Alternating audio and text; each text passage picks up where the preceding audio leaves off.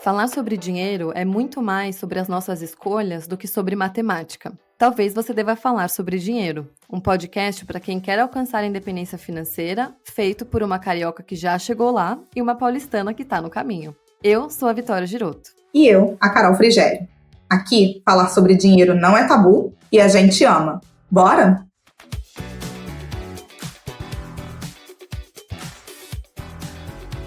A gente sabe que quando a gente fala de dinheiro, consome conteúdo sobre isso e estuda, é muito fácil vir uma sensação de putz, devia ter começado antes, ou ai, nossa, isso é muito complicado, como é que eu vou fazer para aprender tudo isso? Ou nossa, por onde eu começo? Eu tenho tantas decisões para tomar, quanto investir, quando investir, onde investir, em quem confiar, enfim. A gente quer sim trazer esse incômodo, essa pulguinha, né, atrás da orelha para vocês tomarem decisões melhores e consumirem mais conteúdo sobre isso. E só de vocês estarem ouvindo esse pod já é muito legal ver que vocês têm essa iniciativa. Então a gente quer quebrar essa inércia, mas a gente sabe que pode vir uma sensação ruim, né? Tudo que eu falei, de frustração ou de arrependimento.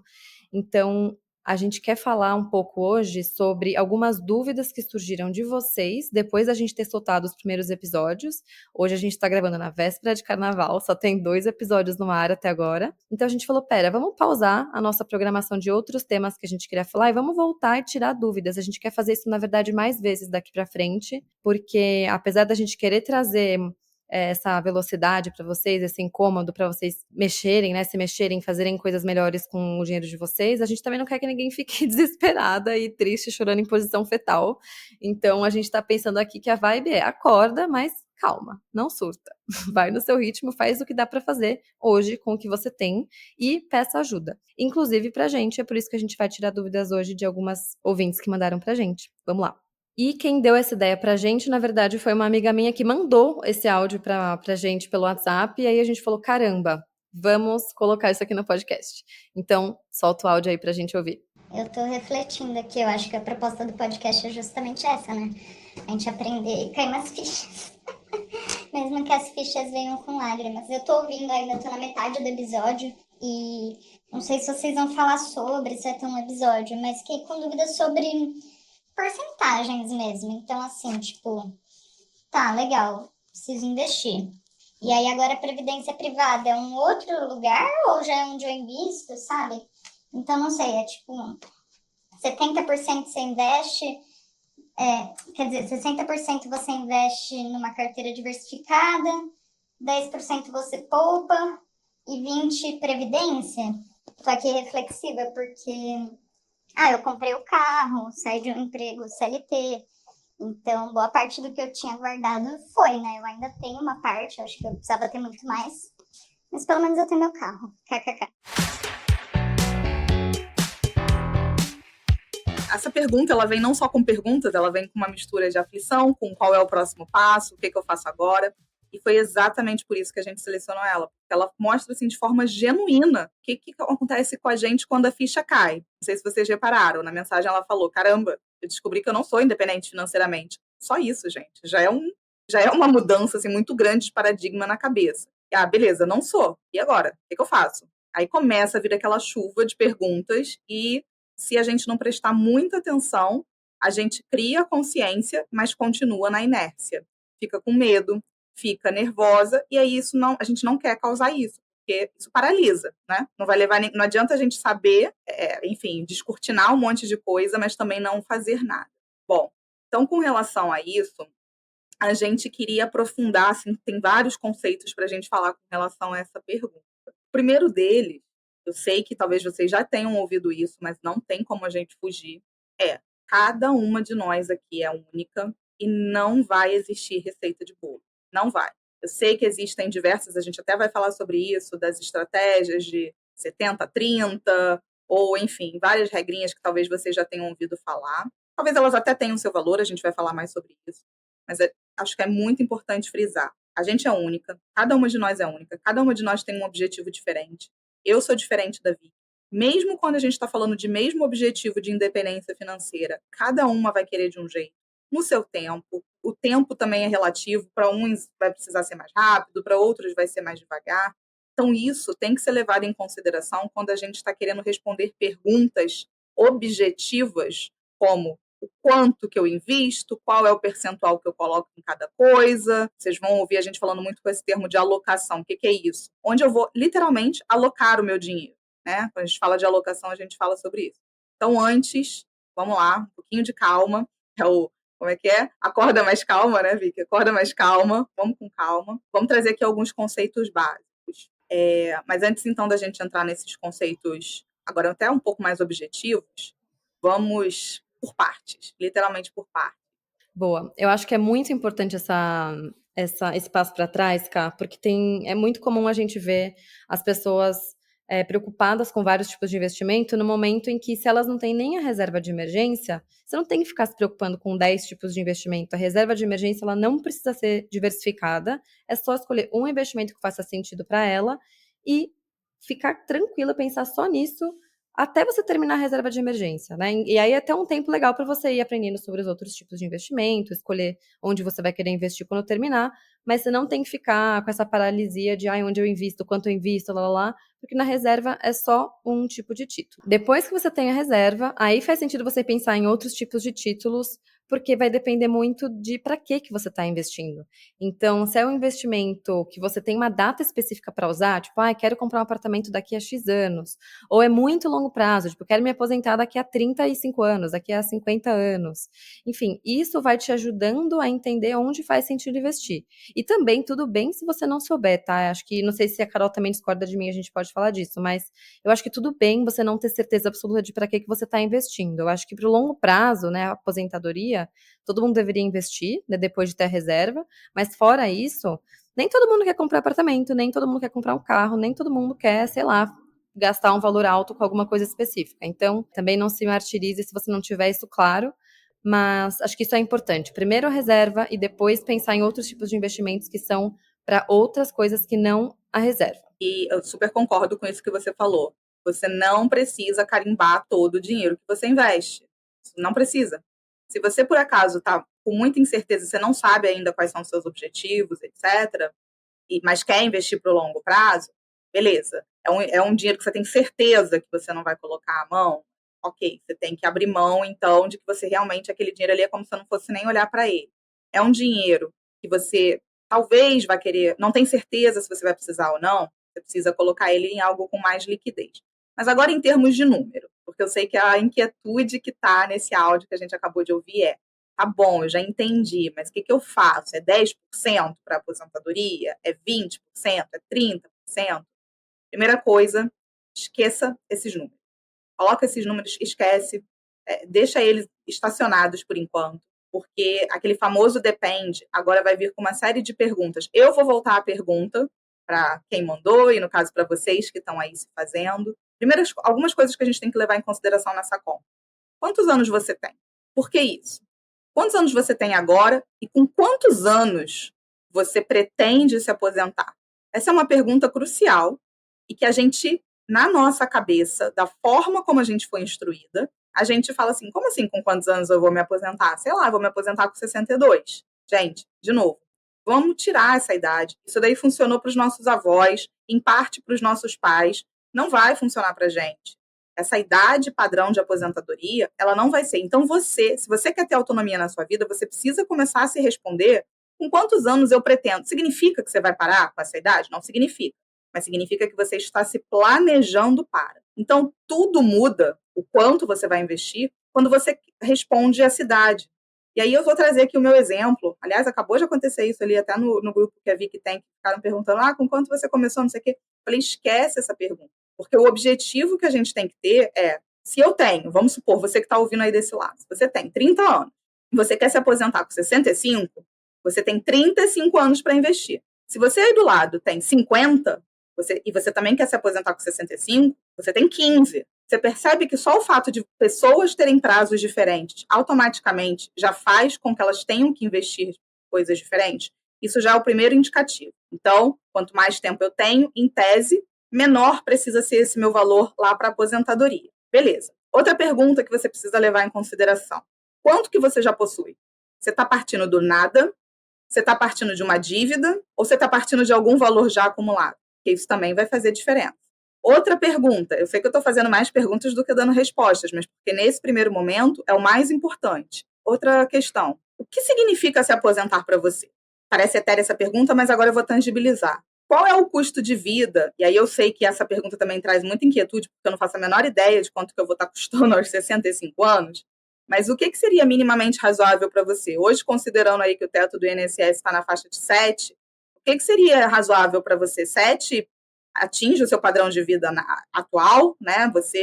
Vamos supor, se você tivesse o teto do INSS ou não, você precisa de mais, você precisa de menos, porque essa pergunta do quanto custa o seu custo de vida e o quanto vai custar também vai interferir. Então, perceba, vamos fazer de novo a conta. Quantos anos você tem? Com quantos anos você quer se aposentar? Quanto tempo você tem para isso? Qual é o valor que você vai ter lá na frente? Isso vai definir o quanto você deveria investir agora. Eu quero me aposentar com um valor muito alto. Você vai precisar investir um valor alto agora se você tem pouco tempo. E eu quero trazer agora só um convite, porque não sei se vocês que estão ouvindo têm já a sua planilha ou o seu caderno, enfim, o lugar em que vocês escrevem ou pensam ou calculam essas coisas todas que a gente está falando. Então, se você ainda não tem, pode parecer uma coisa chata, não sei, algumas pessoas adoram, tipo a gente, mas tem gente que não gosta. Minha sugestão é você pegar um momento gostoso, tipo falar, eu vou ouvir uma música, vou pegar, sei lá, um café, um vinho, um chá, uma coisa que você gosta, põe um incenso, sei lá, uma coisa que você curta e que você, faça você entender que esse é um momento de se cuidar. Porque isso é mais importante do que muito skincare, sabe? Então pega e usa esse momento como se fosse uma coisa gostosa, assim, aprende a gostar desse momento, sabe? E aí senta, faz essas contas, enfim, vai pondo na ponta do lápis para essas fichas caírem e para ser um novo momento de intimidade, tipo, sua com você mesma, sabe?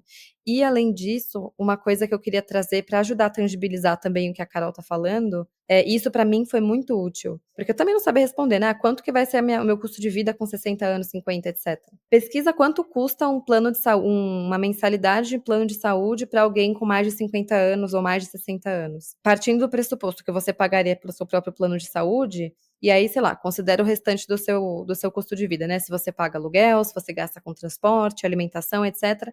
Mais uma parcela dessa de plano de saúde. Tô assumindo que vocês, sei lá, têm menos de 60 anos, mas provavelmente a gente gasta muito menos hoje com saúde e remédio e, sei lá, do que vai ser a nossa vida daqui a 30 anos, sei lá, se os robôs vão ter dominado o mundo, mas a gente não sabe. Então tenta colocar isso, pelo menos, que já ajuda, porque provavelmente vai ser mais caro do que hoje. E eu vou trazer aqui agora, vamos falar de números, porque daí vocês vão entender o porquê que eu falei agora há pouco, que depende, né? Depende de quanto tempo você tem, etc. Vamos falar de números.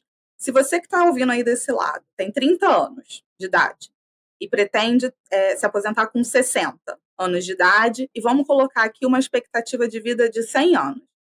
Carol, 100 anos é muito tempo, já falamos sobre isso no primeiro episódio que a gente vai viver, então vamos considerar 100 anos, eu normalmente considero até 110, só para vocês saberem, mas considerando 100 anos, você tem 30, vai se aposentar com 60. Se você investir R$1.000 por mês, dos 30 aos 60, o quanto que você teria de renda passiva, que é o que a gente chama dos seus rendimentos poderem te bancar até os 100 anos? R$2.800 mais ou menos, 2.850. Se a gente considerar uma premissa, e parece muito técnico, mas quando a gente está falando de números é isso, uma premissa de rentabilidade de 4% ao ano acima da inflação. Então, acima da inflação significa que você está preservando o seu poder de compra e uma rentabilidade acima disso de 4%. Depois a gente pode falar mais em outro episódio do porquê desse número, mas é um número relativamente conservador. Se você investir R$1.000, então, durante 30 anos, você vai ter uma renda lá na frente de 2.850. Eu tenho certeza que muita gente está ouvindo isso agora e falou assim, caramba, se eu investir R$1.000, para mim é um super esforço, eu só vou ter isso lá na frente. Então, se a gente tivesse começado aos 20 e tivesse investido esses mesmos R$1.000, né, para se aposentar aos 40 anos. Uma pequena errata aqui. Para se aposentar aos 40, não. Para se aposentar aos 60. Falei errado, acabei de me corrigir. Eu já não teria mais esses 2 e pouco que eu falei, eu teria 4.800 lá na frente de renda. E se eu deixar e não fizer isso hoje, né, esperar só para começar a fazer aos 40 e investir esses R$1.000, vai cair para 1.500. Isso é pouco? Isso é muito para você? Eu só dei o exemplo aqui dos R$1.000 para ficar palpável. Mas o quanto você vai investir, você percebe que é muito peculiar, depende do seu custo de vida. para a maior parte das pessoas que está ouvindo aqui, provavelmente esse número não vai ser suficiente. E aí a pessoa vai pegar isso e vai falar assim, caramba, mas R$1.000 já é um super esforço. Aqui não está entrando INSS, não está entrando nada. Mas você percebe também o tempo, como é que ele faz diferença? E aí eu convido vocês, assim, enfim, tem vários simuladores na internet, se você tocar no Google, simulador de independência financeira. Tem vários para você simular. Entra nisso, começa a olhar para os seus números, começa a se acostumar de verdade. Vai no Google, taca simulador de independência financeira, tem trocentos, e começa a se acostumar com esses números, porque aí você começa a chegar nas suas respostas do quanto que será que eu deveria investir? Para algumas pessoas, R$1.000 vai ser muito dinheiro agora, mas ela já começa a perceber o tamanho do esforço que ela precisa fazer para isso lá na frente. E para outras pessoas vai ser o contrário. E só para traduzir um pouco também o que a Carol falou, não é que você vai receber só nesse exemplo dos R$2.800. Não é que cairiam R$2.800 na sua conta, é que cairia um valor, cairia não, né? Valorizaria e você poderia resgatar se quisesse, um valor naquela época, eu não sei em que ano que seria, sei lá, daqui a 30 anos, que corresponderia aos 2.800 de hoje. Então a gente não sabe como vai ser a inflação nesse período. Então, se a inflação, enfim, não vou nem chutar o número agora porque eu não vou fazer de cabeça. Mas a inflação, vamos supor que nesse ano isso corresponda a R$10.000. Putz, vão ser R$10.000, só que o valor deles, né, o real, o peso deles, de fato, é o de R$2.800 hoje. Então, o que R$2.800 de hoje compram? Compram um aluguel de tanto, um plano de saúde de tanto, lá. Então, seria esse poder de compra daqui a 30 anos. Mas o quanto que isso vai ser, a gente não sabe, porque a gente não sabe a inflação. Maravilhoso. Ainda bem que a Vicky levantou o dedo e falou sobre isso. Por quê? Porque a gente está muito acostumado a ver nessas redes sociais malucas as pessoas colocando projeções de renda lá na frente, sem considerar o que a gente chama de juros real. Não vou entrar nesse tecnês agora, mas é sem considerar a inflação. Então, aí você coloca lá, quanto que vai render? Eu coloquei 4% nessa simulação que eu fiz, como eu falei, mas é 4% acima da inflação. Significa que essa inflação está 6%, se eu fazendo uma conta rápida aqui, é como se estivesse rendendo 10%. É 4% acima da inflação. Porque senão, não adianta. É igual, lembra o prêmio do Big Brother, que todo mundo falava, nossa, vai ganhar 1 milhão, meu Deus, vai comprar o mundo. Esse 1 milhão, há 10 anos atrás, comprava uma coisa, hoje já não compra mais. Então, a gente está falando aqui pode parecer um valor pequeno, e de fato, para muita gente vai ser, mas é esse valor que é corrigido, tá? Não caiam nesse canto da sereia, de que você vai investir tanto e vai ter uma fortuna lá na frente, porque essa fortuna não vai comprar a mesma coisa de hoje. E aí, saindo disso, então vocês façam as simulações de vocês. Infelizmente, aqui a gente está num podcast, não dá para ficar mostrando, não é um vídeo no YouTube. Você concorda comigo que talvez a pessoa... O que é percentual? Se a pessoa está preocupada com quanto ela vai ter lá na frente, em termos de aposentadoria, ela vai destinar percentualmente um valor maior dos investimentos dela para esse objetivo de longo prazo. Agora, se vai ser 10%, se vai ser 20%, se vai ser 50%, depende. Quanto que você está querendo que esse dinheiro lá na frente signifique para você? E sim, a gente tem dificuldade de visualizar a gente lá na frente. Só que esse lá na frente chega. Hoje eu estou com 36. Quando eu comecei isso tudo, eu tinha 20. E eu me visualizava com 40 ou alguma coisa do tipo, já tendo uma renda proveniente dos meus investimentos que me dessem esse poder de escolha. Comecei lá atrás, e como eu queria isso de forma muito antecipada, eu estou trazendo o meu exemplo, que eu já falei e vou repetir, eu não acho que as pessoas tenham que correr atrás disso, porque às vezes a gente fala assim, a Carol conseguiu, que legal, vou me inspirar nela, beleza, mas eu abdiquei de muita coisa assim, não no sentido do sacrifício da vida, não é isso, mas quando eu estou falando em termos de percentual, que eu investi destinado para esse momento lá na frente, foi um percentual muito grande, porque o meu objetivo, da Carolina, não tem que ser o objetivo da Vicky, que não tem que ser o objetivo do outro. O meu objetivo era atingir isso cedo. Não estou falando que isso é certo, não estou falando que isso é errado, mas automaticamente isso me exige um percentual muito alto de investimento da minha renda. Isso precisa ficar claro, porque é literalmente uma escolha de vida que eu fiz para poder investir um percentual muito alto. Então, isso não pode paralisar quem está ouvindo isso agora e ver que consegue colocar um percentual que seja de 5% ou de 10%, porque são objetivos diferentes. E conforme a vida for mudando, esses percentuais podem e devem mudar. Se a sua renda aumentou muito e você quer um objetivo de ter uma aposentadoria legal, você deveria sim aumentar percentualmente no seu salário esse investimento que você vai colocar destinado a isso. Você me deu uma ideia agora, Ká. Vamos fazer um episódio sobre como foi para você essa trajetória. Eu sei com pouquíssimos detalhes, eu acho que a gente tem que falar sobre isso porque esses exemplos são muito poderosos. Tipo, você falar para uma pessoa, olha, eu, sei lá, saio para comer só X vezes, ou eu deixei de ter meu carro próprio para fazer tal coisa, ou olha, eu viajo só X vezes, ou enfim. E não você só, assim, mas no geral, ver as pessoas abrindo mão das coisas, isso acho que tira um pouco esse FOMO, sabe, da gente de eu quero fazer tudo, eu quero ter tudo. Tipo, não, ó, tem gente que tá abrindo mão disso, então acho que é importante ter esse exemplo. Segunda coisa, só pra avisar vocês, gente, a gente vai ter um outro episódio só sobre todas essas contas que a Carol comentou. Tipo, se eu tenho X anos, eu vou investir tanto, como é que eu faço essa conta? Quais são os tipos de investimento que eu consigo usar para investir para longo prazo, ou que tipos de investimento me ajudam a proteger meu poder de compra no longo prazo, porque eles são acima da inflação. Então, a gente vai falar sobre isso com mais detalhe em outro episódio. Eu só queria agora trazer um ponto que a minha amiga mandou lá no áudio, que é tipo, quanto eu invisto em cada coisa, né? Quanto vai para minha previdência, quanto vai para o longo prazo, ou é tudo a mesma coisa e tal. Então, só para a gente fechar essa pergunta e ir para a próxima, porque teve uma outra também muito boa que a Carol recebeu, que eu quero que a gente consiga falar sobre ela. Aquela divisão inicial, né? Reserva. Se você ainda não tem, foca nisso. Se você já tem, aí beleza, vai para o próximo passo. Próximo passo tem tipos renda fixa e renda variável. Se você já sabe como eles funcionam, a gente sempre defende isso, tipo, não invista numa coisa que você não tem ideia de como funciona. Eu sou muito contra isso, porque, sabe, você não vai conseguir dormir a noite tranquila, a chance de alguém te dar um golpe ou de você confiar em alguém e você tá investindo numa coisa ruim é grande, então entenda minimamente, sabe? Tem conteúdo infinito na internet sobre isso e a gente também vai fazer bastante coisa.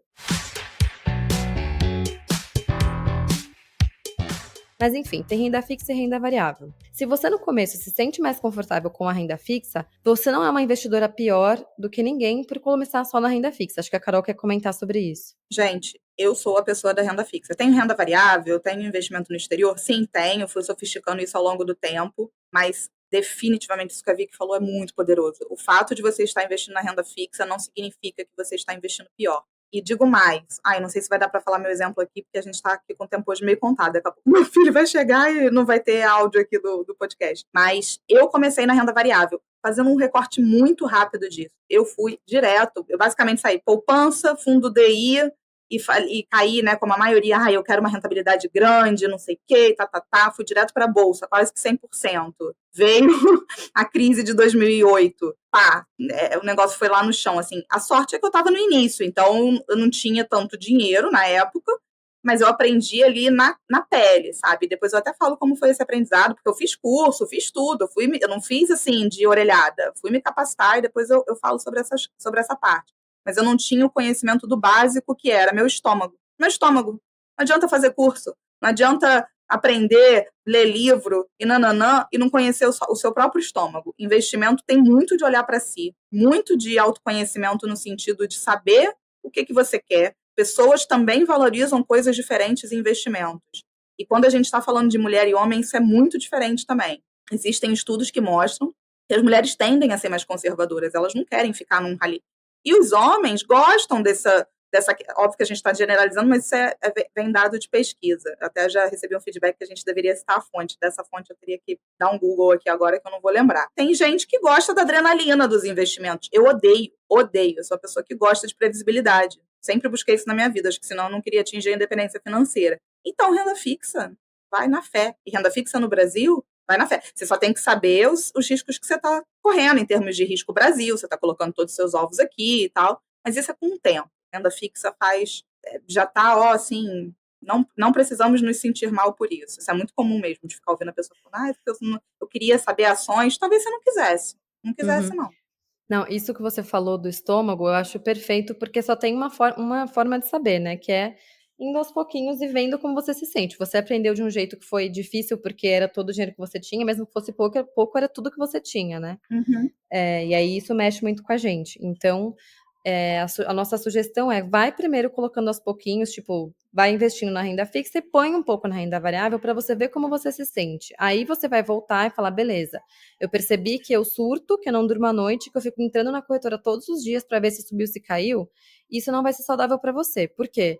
Investir não é uma coisa para daqui a 2 anos, daqui a 1 ano. É para daqui a 30 anos. Obviamente, assim, às vezes é para no curto prazo, se você vai usar o dinheiro daqui a pouco ou não. Mas a gente está falando agora do longo prazo, né? Tipo, é para muito tempo. Então, se não for uma coisa que você consiga sustentar por muitos anos, provavelmente não é aquela estratégia adequada para você. E aí, o meu outro ponto então, tem esse, né, de começar aos pouquinhos na renda fixa, na renda variável e ver até, né, o quanto você ficar confortável. E a gente vai ter um episódio falando de tipos de renda variável, tipos de renda fixa, que a gente não quer fazer um episódio de 3 horas, porque senão vocês vão largar a gente para sempre. Mas o segundo ponto não vou falar depende que vocês vão me matar, mas cada uma vai escolher a alocação que faz mais sentido para si e tem formas de você conseguir alocações meio que pré-construídas, tipo, eu invisto num fundo que tem renda fixa e renda variável, que é bem diversificado. Sabe, se você ficar confortável com esse fundo, ele pode ser um ótimo fundo para você continuar investindo nele por muitos anos para sua aposentadoria. Tem gente que fala, não, eu prefiro ir lá e comprar o título. Eu gosto de comprar esses daqui da renda fixa e, sei lá, 10% da minha carteira está na renda variável. Eu acho que eu fico mais confortável com 20% na renda variável dividido nessas ações, ou nesses ETFs, ou nesses fundos. Acho que a única coisa que é mais, assim, que tem certo e errado, vamos dizer assim, é uma coisa que no planejamento financeiro a gente sempre tem 2 perguntas, que é, você pode investir nisso e você quer investir nisso? Então, quanto mais jovem você pode investir mais na renda variável. Por quê? Porque, assim, a única certeza que você tem é que ela vai oscilar. Então, assim, teve a crise de 2008 que a Carol comentou, mas a gente teve várias porradas na Bolsa Brasileira nos últimos anos, teve uma em 2017, teve a pandemia, e assim, não tem como prever isso. Então, é mais fácil você partir do pressuposto que nos próximos 10 anos vão ter outros eventos assim que vão fazer a Bolsa cair muito. Então, você não pode fazer isso quando você tiver, sei lá, quantos anos, 50, 60, ou perto de chegar na independência financeira, e colocar a maior parte do seu patrimônio na renda variável, porque ele vai oscilar muito. Então, quanto mais jovem você é, mais você pode investir na renda variável. Não significa que você deva, que é o que a Carol falou. Eu posso? Posso, mas eu quero? Não sei. Agora mesmo, o inverso, né, quando você já está mais perto de chegar lá. Eu posso? Putz, não, tem que ser muito pouco, porque isso aqui vai oscilar a minha carteira. Então, já para por aí, eu posso só um pouquinho. E esse um pouquinho, gente, vocês podem pensar, quanto que é? 10%, é 5%, é 3%? Eu acho que isso é assunto para um outro episódio também. A gente vai fazer um só de como investir para o longo prazo.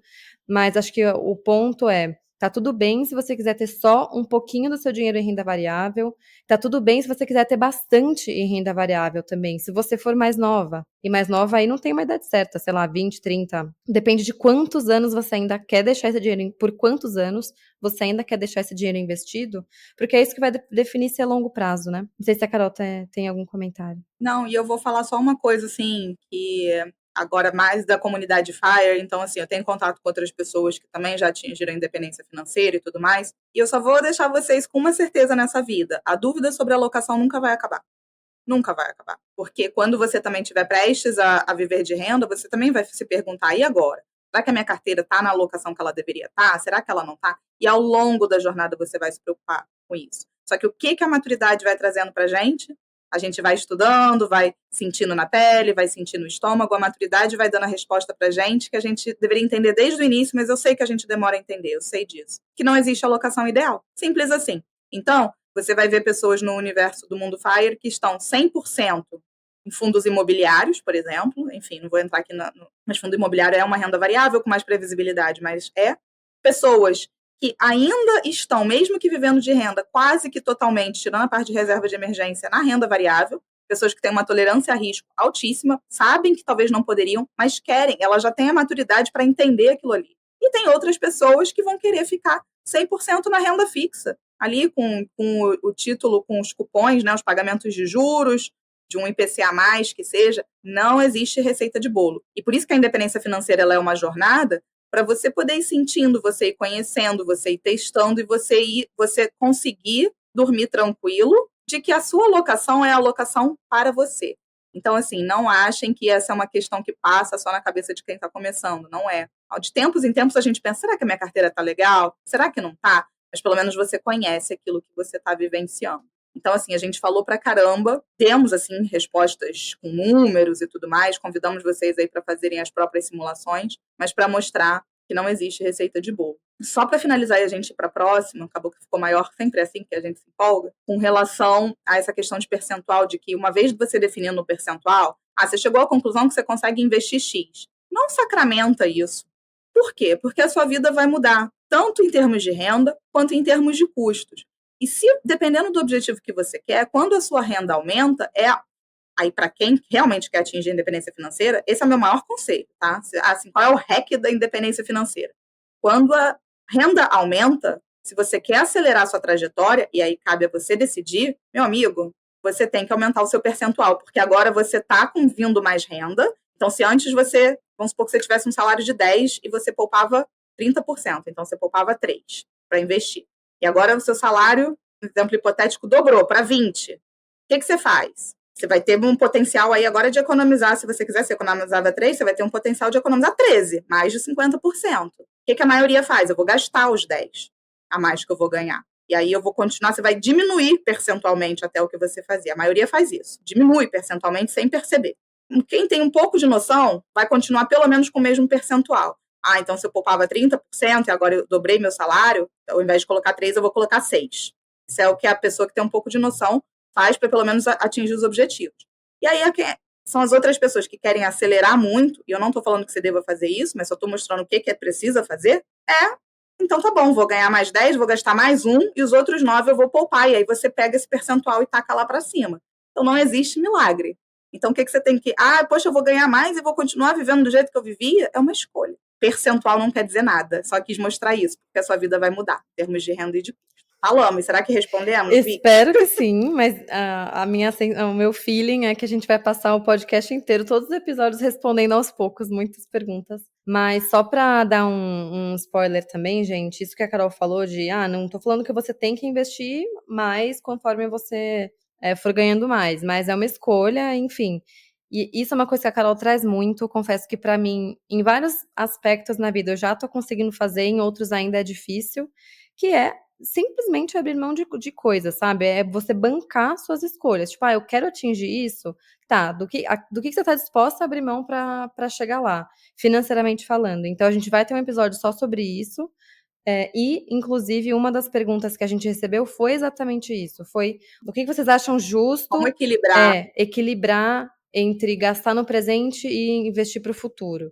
E essa é uma pergunta que não dá pra gente responder sem falar sobre do que a gente quer abrir mão, né? Porque é o que a Carol falou. O que a Carol não, né? O que a Carol falou.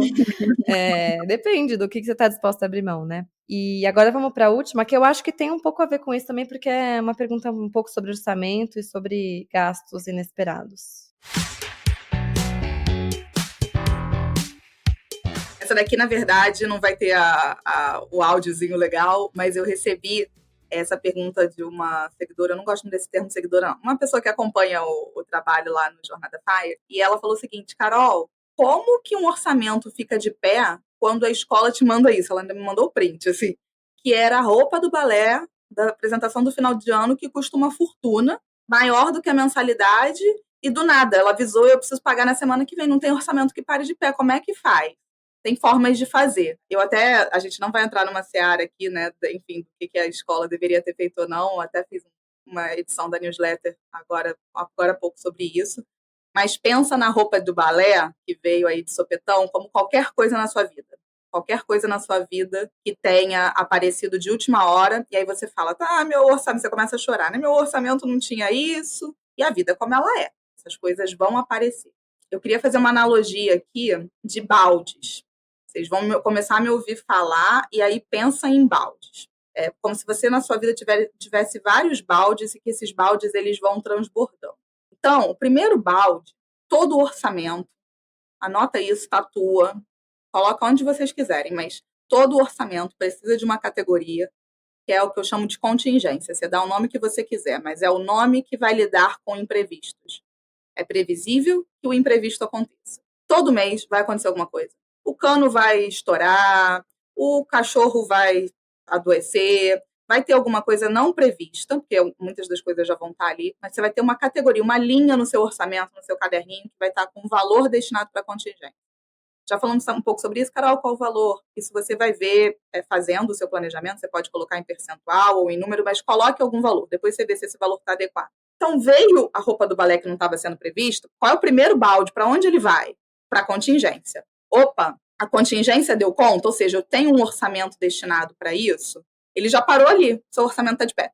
Ah, não, ele foi maior que a minha contingência, está bombando aqui minha contingência, ele vai precisar ir para um outro lugar, ele vai transbordar para um segundo balde. Esse segundo balde, você vai olhar o seu orçamento, na verdade, ele tem várias categorias. Você gasta com roupa, com transporte, com lazer, e você vai olhar para essas categorias e vai falar, caraca, esse mês aqui deu ruim com tal coisa que aconteceu. Como é que eu seguro a minha onda em outra coisa? Será que dá para eu não comprar a blusinha nesse mês? Será que dá para eu segurar um pouco? Para quê? Para o orçamento como um todo, aquele número ficar de pé. Ele vai para o segundo balde. Não deu conta, ultrapassou, as outras categorias também já estão ali lotadas, ele transbordou por um terceiro balde.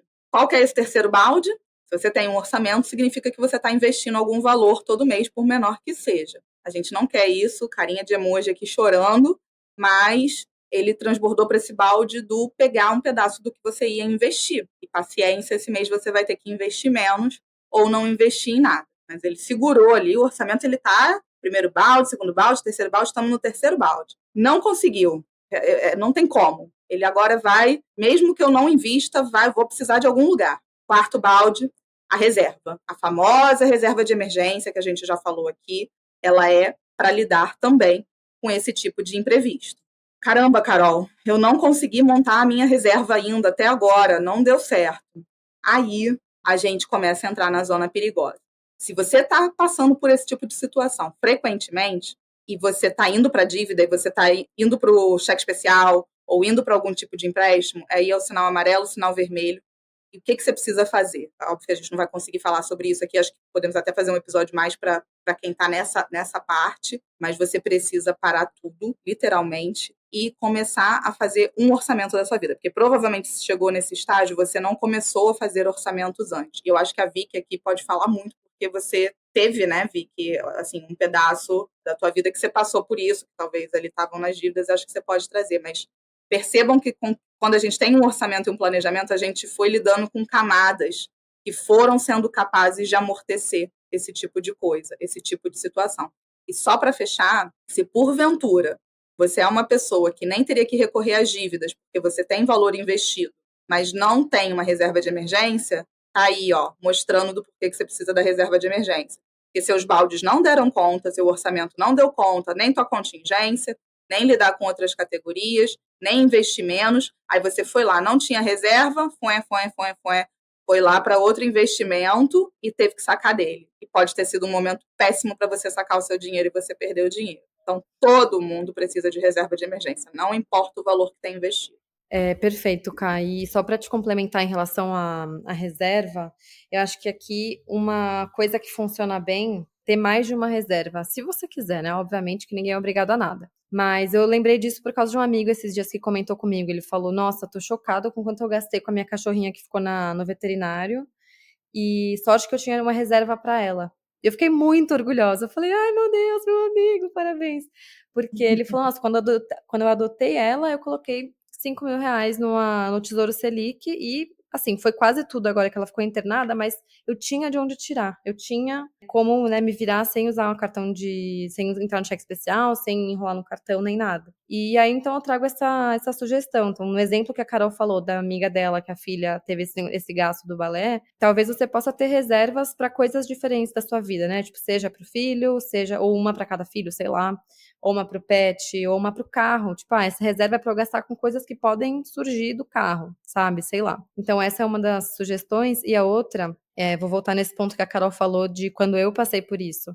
Eu acho que uma coisa que é importantíssima é que eu demorei para ter essa maturidade e entender isso, é ser realista com o seu orçamento. Porque quando você faz a planilha, qualquer coisa, a planilha aceita qualquer coisa, né? Não dizem que o papel aceita qualquer coisa, a planilha também. Se você falar, recebo 4 mil reais, vou pagar X de aluguel, X de alimentação, X de transporte, lindo, a conta fecha.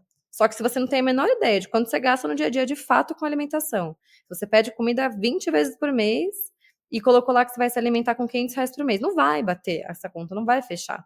Então é ser muito realista, entender os seus hábitos, quanto eles custam, para que o seu orçamento ele seja condizente com a realidade. E também o contrário, que é, se eu decidir que meu orçamento vai ser esse, você entender o que tem que mudar no seu dia a dia para caber dentro daquela conta. Porque não adianta você ter uma linha lá de contingência, que você pode chamar de qualquer coisa, imprevistos, coisas aleatórias, etc. Não, coloquei lá no meu orçamento, sei lá, todo mês R$ 300 para contingências. Só que, sei lá, vai ver seu orçamento de hoje, ele já não fecha sem as contingências, entendeu? E aí você tá pondo lá e, não, mas eu pus na planilha e eu achei que ia fechar. Pra mim, esse é um dos maiores aprendizados, assim, de lidar com o meu próprio dinheiro. Você pode enganar todo mundo, menos, assim, a sua conta bancária você não vai enganar, porque no fim do dia ela sabe o que você faz, o que você não faz, e ela, sabe, não tem como você falar para as pessoas, não, eu tô economizando, ou não, eu tô pondo na planilha, a planilha tá funcionando. O que vale no fim do dia é o saldo, entendeu? É quando você tá conseguindo realmente gastar dentro da sua renda, viver dentro da sua renda. E isso depende dos seus hábitos, isso depende do quão realista você é com o que cabe e o que não cabe, sabe? E essa é a parte que a gente não vê as pessoas perguntando, né? A gente vê as pessoas perguntando muito isso, o quanto que eu devo poupar, o quanto que eu devo investir. Para você chegar um pouco nessas respostas, você precisa olhar para quanto custa o seu custo de vida e começar a fazer outras perguntas que vão olhar para isso. Porque sem orçamento, e não é orçamento no sentido de ter o número ali, como você falou, é de ver o seu dia a dia, para onde que está indo esse dinheiro. Você tem que saber isso. E se você puder, não sei se vai dar tempo aqui ainda hoje, Vicky, quando você se viu nessa situação, estavam acontecendo vários imprevistos ou não? Você simplesmente viu que a sua vida mesmo que estava ali, né? Talvez a gente vai fugir um pouco aqui, mas... Não, acho que a gente pode fazer um episódio sobre a sua jornada e aí eu falo um pouco da minha também, mas não tinha imprevisto. Eu comia fora 3 vezes por dia, eu comprava presente pros meus amigos, eu comprava roupa cara e eu vivia como se não houvesse amanhã, assim, como se não houvesse fatura do cartão de crédito, sabe? Porque foi uma época que eu comecei a ganhar melhor e aí eu me senti rica. E aí, antes eu conseguia poupar, e aí eu comecei a ganhar melhor e me enrolei no cartão de crédito, ganhando o dobro do que eu ganhava antes. Então, a gente pode falar sobre isso sim, porque daí a gente pode falar de tipos de dívida, como sair de uma dívida cara para uma barata, etc. Com essa fala da Vicky, gente, a gente estimula muito que vocês mandem pra gente sugestões do que vocês querem ver aqui, de pauta. A gente sempre está gravando mais para frente. A gente adoraria estar colocando o episódio no ar daqui a 2 dias, mas porque depois também ele precisa ir para edição, precisa fazer um monte de coisa. E eu e a Vicky, assim, temos um monte de outras demandas no dia a dia, e por isso que sai com esse lapso, porque várias pessoas já me perguntaram, não, já lança logo, se você já gravou, lança logo. Não, a gente tá com esse calendário um pouco por isso. Acho que por hoje fechamos, certo, Vicky? Sim, e aí fica um convite, então, a gente vai ler, vai ouvir tudo que vocês mandarem, seja no e-mail, então o meu é oi@invistacomomagarota.com. O seu ainda é o mesmo, Cá? Mudei, isso. Aí agora tá contato, @carolfrigério, que é o meu nome, .com. Aí vocês podem mandar para qualquer dúvida que vocês tenham também, se quiserem estender o papo. E procurem a gente no Instagram, a gente vai amar ouvir o que vocês acharam desse episódio, em @jornada_fire e @invistacomomagarota. E a gente sempre esquece de pedir, até o pessoal já tá fazendo sem a gente pedir, fiquei feliz. Dá uma estrelinha aí se você gostou desse episódio, porque daí o podcast fica sabendo que é um episódio relevante e começa a aparecer mais nas buscas. Então, vamos disseminar esse conteúdo por aí. E uma coisa que eu faço muito e queria estimular vocês, para quem gosta muito de podcasts, é clicar no sininho para você receber um aviso quando tiver episódio novo. Então, clica no sininho, tudo que essas blogueiras falam, faça isso também. A gente tá pedindo também, clica, dá 5 estrelas, compartilha. E se quiser mandar áudio, inclusive pelo Insta, a gente vai amar, e aí seu áudio pode acabar aqui num próximo episódio. Beijo, gente. Beijo, gente.